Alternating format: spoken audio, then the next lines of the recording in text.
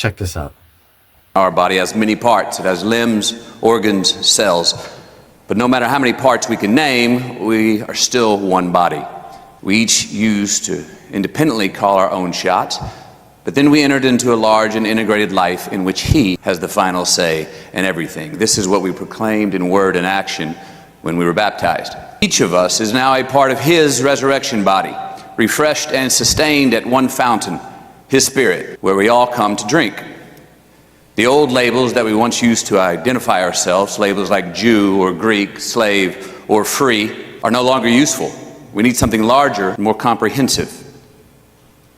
This makes all of us more significant and not less. A body isn't just a single part blown up into something huge. It's all the different but similar parts arranged and functioning together. Foot said, "I am not elegant like hand, embellished with rings. I guess I don't belong to this body. Would that make it so?" I mean, if the body was all eye, how could it hear? If the body was all ear, how could it smell? God has carefully placed each part of the body right where He wanted it. Now let's also think about how this keeps our significance from getting blown up into self-importance.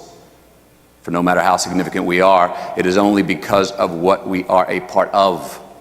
An enormous eye or a gigantic hand would not be a body, it would be a monster. What we have is one body with many parts, each its proper size and in its proper place. No part is important on its own.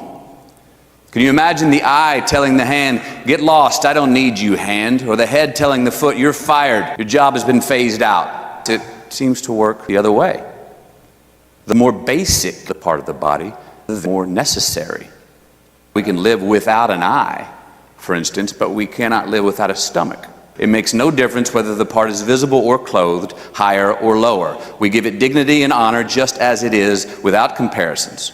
And if anything, we seem to have more concern for the lower parts of our body than the higher. I mean, think about it. If we had to choose, wouldn't we prefer good digestion to a full head of hair? The way God designed our bodies is a model for understanding our lives together in society as well as in the church. Every part dependent on every other part. The parts we mention and the parts we do not mention. The parts we see and the parts we don't see. If one part hurts, every other part is involved in the hurt and in the healing. If one part flourishes, every other part enters into that exuberance. We are Christ's body. That's who we are. We must never forget this. Only as we accept our part of that body does our part mean anything.